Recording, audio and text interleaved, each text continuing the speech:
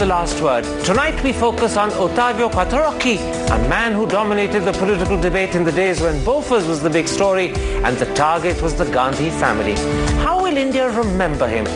That's with the former editor-in-chief of The Hindu, who personally pursued the Bofors story in the 1980s, N. Ram, the former editor of the Hindustan Times, who was once VP Singh's information advisor, Prem Shankar Jha, and the editorial chairman of the Outlook Group, Vinod Mehta. Prem Shankar Jha, let's start with the question posed by the Indian Express's leader this morning. Was Quattrochi a wily man who escaped rightful punishment, or someone unfairly drawn into the dragnet because of his nationality and social connections? What's your answer? I think it's a bit of both. The fact that he was Italian, the fact that he was a friend of the family, and in those days, don't forget, the friendship went back to a time when Rajiv Gandhi was not in politics. These things, 2 plus 2 were made to make 4, or if you like, were made to add up to 5. That was bound to happen. Was he a wily man?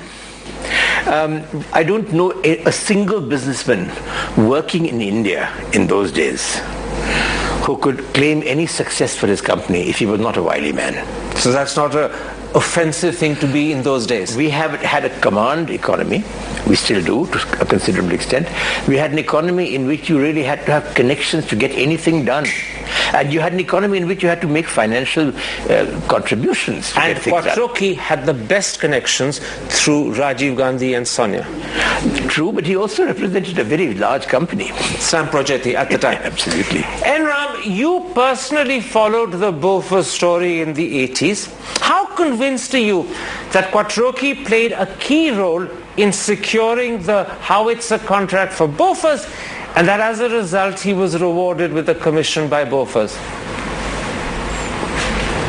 Yes, Karan, he played a very important role in ensuring that the Howitzer contract went to Bofors in preference to SOFMA, which in military trials had consistently scored first.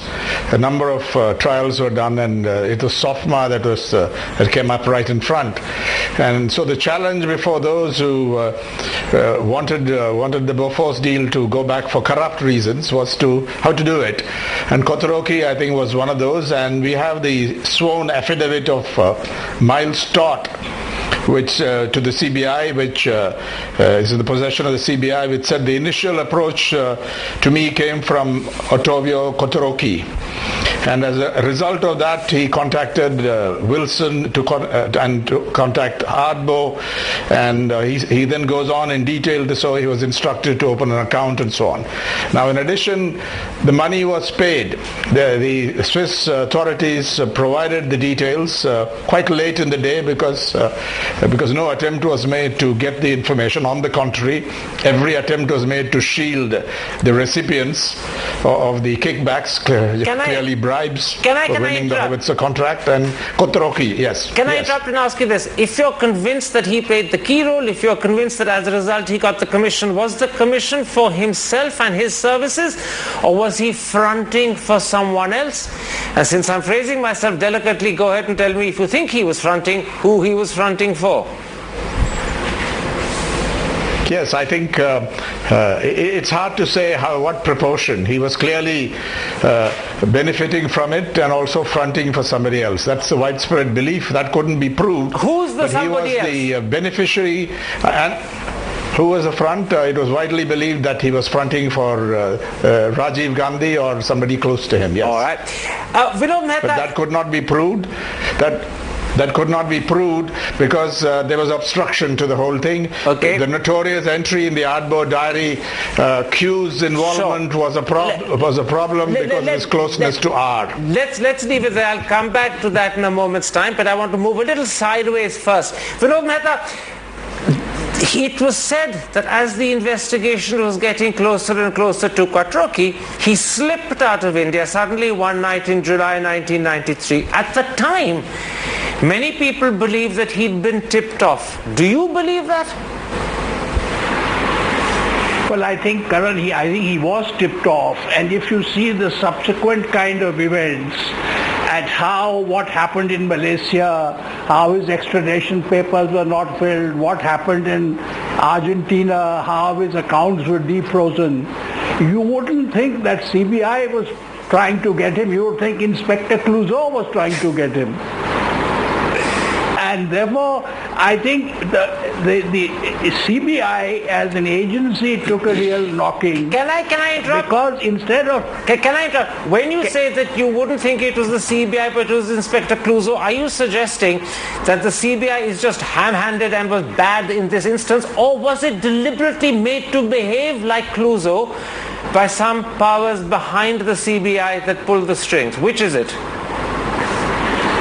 I don't think the CBI is as incompetent as Clouseau. So something was going on behind the scenes. Okay. And they were ordered or asked to behave like that. But Karan, there is one very important point which I think is never made. And that point is that while the Congress comes out very badly, I believe that the BJP was not also interested in getting to the truth. I'll come to the BJP and the Congress handling in a moment's time. Let's for a moment stick a little to the Quattrochi story, but I promise I will pick up on that point. Prem Shankar Jha, there were two attempts made to extradite Quattrochi. The first was in 2004 from Malaysia. Some people believe that he got away because of a fortuitous weekend which gave him a chance to file an appeal with the Malaysian Supreme Court, and that court eventually refused the request for extradition. Is it really as simple as that? That the good chance of a weekend falling in between gave him an opportunity to slip out of hand? I think these are the kind of things that come up with second and third thoughts, which are with not the benefit of hindsight, but the sort of cooking, the analysis of hindsight to suit preconceived. So why did he get away in Malaysia? He got away in Malaysia. I happened to be somewhat involved in that. I was called as an expert witness simply in order to explain how the Indian political financing system worked. Quattrochi was not saying that he had not got a kickback on this. He said, I'm a businessman, I got a kickback. And I admit that, but that is not a crime. And when it was tried to be pointed out that this was a crime because it was Indian agents there was a law about not using agencies, intermediaries, then they all that his people, they said that how frequently is it that laws are used selectively, while they're being abused all the time. The Malaysians were accusing the Indians of using the law selectively to target. The defense lawyers of Quattrochi, their point was that, look, this kind of thing is happening with every defense deal because it is being used to fund politics. Quattrochi is being singled out. In other words, that is the only thing I was asked to talk about. And the Malaysian courts upheld and agreed with the argument presented by Quattrochi's lawyers. I have no idea how it went, but that is the argument, yes, obviously, otherwise they wouldn't have. Enron, there was a second attempt to extradite him made in Argentina in 2007, when in fact initially he was taken by the Argentine authorities into custody. At the time, it was reported by some sections of the press, and certainly by the opposition parties in India, that India bungled the filing of court documents and thereafter deliberately chose not to appeal against the initial refusal of extradition. Was that a second lifeline extended by the Indian system to Quattrochi, or is that an unfair conclusion? I think it is part of a pattern, Karan. From the start, you don't name him, you protect him, you deliberately allow him to leave, tip him off, and then it's uphill all the way, and whatever chance there was to extradite him, I think, was bungled. So it is a case of comprehensive obstruction of justice, criminal in his intent. You were a moment ago, Vinod Mehta, saying that there was an attempt at the deliberate obfuscation of the case by political authorities, encouraging the CBI to mishandle it. Now, when eventually in 2011 an Indian court closed the case against Quattrochi, this is what it said of the CBI. They said that after 21 years, the CBI had not been able to put forward legally sustainable evidence with regard to conspiracy in this matter, and the court also said that the money that the CBI had spent was sheer wastage of public money. Doesn't that suggest that the CBI mishandled the case very badly? Karan, the CBI is incompetent, we all know that. But I don't believe it is that incompetent on its own. I think there was somebody else asking the CBI to be incompetent. I think the CBI was being briefed because there were forces who are not interested in the truth coming out about Quattrochi. Can you name these? Can you identify these forces who were manipulating the CBI? Well, I can name one. He is now the governor of a state. But name him in that case. Go on. H.R. Bharadwaj. He was personally, you say, manipulating the CBI to ensure that Quattrochi was let off. Guy who ordered, as when he was minister, the deep freezing of the accounts was personally ordered by him. All right. And are you suggesting that he was acting on behalf of someone? Someone perhaps his boss or more senior than him? Karan, I don't know. There is no smoking gun in this case. Unfortunately, I don't know. But there are so many odds and ends that it is very difficult not to join the dots. And the big question is, when you join the dots, where do they lead? Who do they point towards? Yeah. All right. Well, I don't want to get into legal trouble, and I don't want your program to get. All right. But I think you can ask any kid discretion, in Delhi, let us say, is the better part of valor. Let me put it like this, Prem Shankar Jha. In 2009, Dr. Manmohan Singh said, and I'm quoting him, the Quattrochi case is an embarrassment for India. Not because the CBI had mishandled it, not because successive governments, as my guests in this panel are suggesting, were manipulating it, but for a very different reason. He added, it is not a good reflection on the Indian legal system that we harass people while the world says we have no case. Did India's treatment of Quattrochi give us a bad name internationally?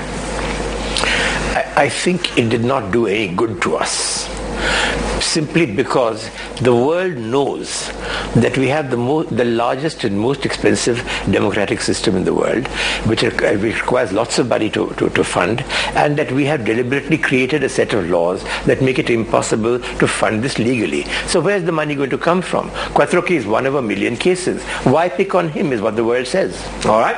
Let's come round to that deeper political question that's been underlying our discussion up till now. Quattrochi was part of a bigger Bofors scam. You followed it very closely. How guilty are successive Congress governments, and I suppose I should add Congress-supported governments, for failing to effectively pursue this whole matter? Not just Quattrochi, but the whole Bofors issue. Yes, I think the Congress government of Rajiv Gandhi was involved in the primary cover-up, and we saw what the JPC did and all that. The VP government filed the criminal case, and I think did its best, wasn't allowed to last too long. Its successor, the Chandrasekhar government, was actively involved in colluding with the cover-up. They really went after people who were involved in it, and subsequently some sporadic attempts were made. And the Gujarat government didn't do well at all on this, because it was dependent on the Congress. I think during the Deve Gowda term, some attempt was made, and subsequently, I don't think the BJP governments were very competent. And what about the Manmohan Singh government? But there were some good people in the CBI. What about the Manmohan Singh government? Oh, that was very late in the day, and that statement you quoted, I'm shocked that to be reminded of that notorious statement by Prime Minister Manmohan Singh. If India had a bad reputation, it was because it was shielding corruption, not because it was harassing innocent people like Quattrochi. Let me bring in Vinod Mehta at that point. Vinod Mehta, I want to come to that issue about the BJP that you touched on a moment ago. Between 1998 and 2004, the BJP was in power. It was during those years that the Delhi High Court judgment exonerating Rajiv Gandhi and, more importantly, dropping the charges against the Hinduja brothers was pronounced. The BJP could have, but deliberately chose not to appeal against it. Now, was that justified, wise restraint, or was it a form of collusiveness that suggests mistaken error? Well, Karan, I will just give you a few facts. When Mr. Atal Bihari Vajpayee was leader of the opposition, he wrote a letter to Narasimha Rao in which he pleaded for the Hinduja case. And we all know that when Mr. Vajpayee was Prime Minister, Vajpayee's PMO was extremely friendly with the Vajpayee brothers. So you see, the problem was, if you expose Quattrochi, you have to expose the other people who got the money. And if you expose the other people who got the money, you expose what links those people had. All right, I take that point very well. You wanted to come in at that point very quickly before I take a break. Yes, Karan, very briefly. One of the problems the government faces, we keep thinking of the worst possible explanation, is that you got the Bofors gun. The Bofors gun has been fantastically useful, both in clearing Nathula and in clearing the Saltoro Ridge. Come back to Quattrochi. 42 kilometers away. Come back to Quattrochi. But for that you need weapons. You need ammunition. You blackballed Bofors. Where do you get the ammunition but that's from? a different issue. Forgive me. We're talking so about we wanted to wind it up. Okay, so we wanted for that to wind it up. They wanted to wind it up. Yes, in order to clear Bofors, to start being able to get things legitimately for guns we already have. Our need for Bofors weaponry and equipment meant that we had to wind up the story, otherwise we couldn't do it. So it's not a question of just corruption and the Gandhi family. There was a good strategic military reason for quietening this up as well. Right, that's it. Let's take a break at that point and come back and talk about Ottavio Quattrochi and the Gandhi family. Were they very close and friendly? Or is that something that's been exaggerated? That's in a moment's time. See you after the break.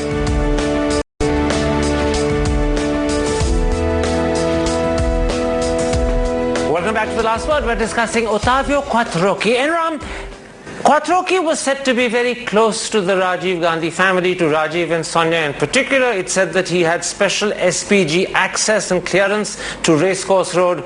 He's supposed to have holidayed with them in the Andamans and Dakshadweep. Yet today, the Congress party seems to want to deny that they were really close to each other. What was the truth? I think they believe public memory is short. It is very clear. A special judge in 2002, after looking at the evidence, noted that Italian food and gifts were exchanged, and the children of the two families spent time with each other. They holidayed together. He won a number of projects in an out of the way fashion for Snam Progeti, including it looked at one time major fertilizer plants.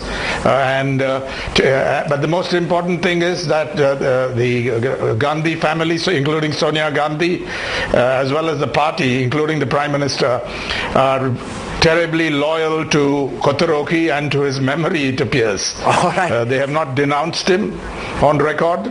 They are very loyal friends of the man, and all credit to them. You are saying that, of course, tongue-in-cheek. For almost 2 decades, Prem Shankar Jha, I'm saying it, yes. Quattrochi was thought to be the conduit that connected the Gandhi family to Bofors and corruption. Would you accept that's really just a suspicion and it's never been proven? Well, there was an attempt to prove it and it has not been proven in court. Now, beyond that, frankly, to say against a court judgment that I believe there was this conduit would be going really attacking the entire system, and which I'm not prepared to do. Can I interrupt and say, you said there was an attempt to prove it, but it was never proven in court. Are you suggesting that in fact evidence that could have proven it was never presented in court? No, all I'm trying to say is that there was an attempt to prove that Rajiv Gandhi benefited from the Bofors deal. And it was never proven? It was actually turned down by the court. So as for the record, this is therefore suspicion. If he would have done so, the likely conduit would have been Quattrochi. I'm just making that connection, and I'm saying that given the court, I stand by the court's judgment. I don't want to question it. Absolutely, and therefore we also stand by the thing that this is a suspicion. It was never proven. Yes. Vinod Mehta, it's a possibility. It's a possibility, but not proven. Vinod Mehta, with Quattrochi's death, and I should add also with the spate of far bigger scams that have suddenly descended on our political horizon, particularly in recent years, is Bofors both buried and forgotten? Well, Karan, there's no doubt Bofors has lost its sting. After all, the man is dead. But I think the memory of a very long, tortuous and sordid saga in which a man who was deliberately allowed to escape the law and escape justice, I think will rankle the public memory for a long time. And since there is no smoking gun, there is a permanent question mark against Rajiv Gandhi, or what his precise role was in the Bofors deal. All right, I leave you with the last word. What you've done is to resurrect the suspicion that Prem was trying to bury for us. My thanks to all three of my guests for joining me and for enlightening us on Ottavio Quattrochi, a man that Indian politics will find very difficult to forget. Goodbye, good night.